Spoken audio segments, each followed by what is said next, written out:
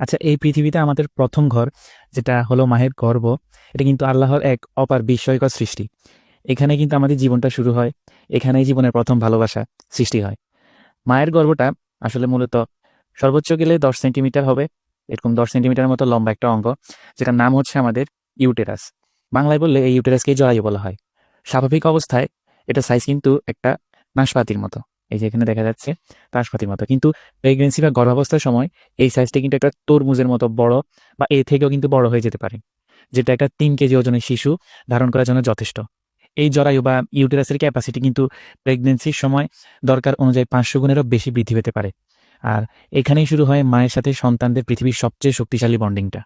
তো প্রথম কয়েক সপ্তাহে তৈরি হয় প্লাসেন্টা বা অমরা, যেটাকে বাংলায় গর্ভফুলও বলা হয়।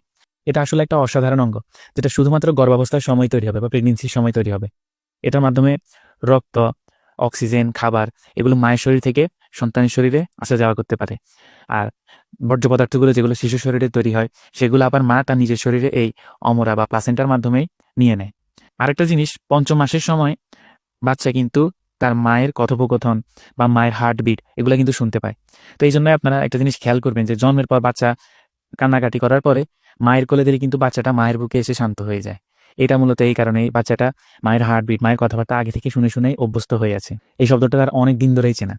তো প্রেগনেন্সির আসলে এই পুরোটা সময় ধরেই মা কিন্তু তার শরীরের অক্সিজেন, পুষ্টি, শক্তি সবগুলো ভাগাভাগি করে সন্তানকে দিচ্ছে।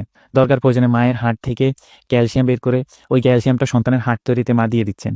আবার দরকার প্রয়োজনে মা তার ইমিউন সিস্টেম বা রোগ প্রতিরোধ ক্ষমতাটাকেও কমিয়ে দিচ্ছেন, যাতে তার সন্তানকে তার ইমিউন সিস্টেম আক্রমণ না করে বসে।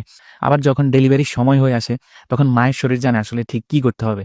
তখন এই জরায়ুর সংকোচন শুরু হয় এবং এই জরায়ুর মুখটা খুলে যায় এবং একটা নতুন প্রাণ কিন্তু তখন পৃথিবীতে আসে। তো সূরা আত-তিনের ৪ নম্বর আয়াতে আল্লাহ তাআলা বলেছেন যে, আমি মানুষকে সৃষ্টি করেছি সুন্দরতম অবয়বে। আর এই সৃষ্টি শুরু হয় এই মায়ের গর্ভ থেকেই, যেটা আল্লাহ সুনিপুণভাবে তৈরি করেছেন, যেখানে প্রতিটা মুহূর্তেই কিন্তু আল্লাহর কুদরত কাজ করতেছে।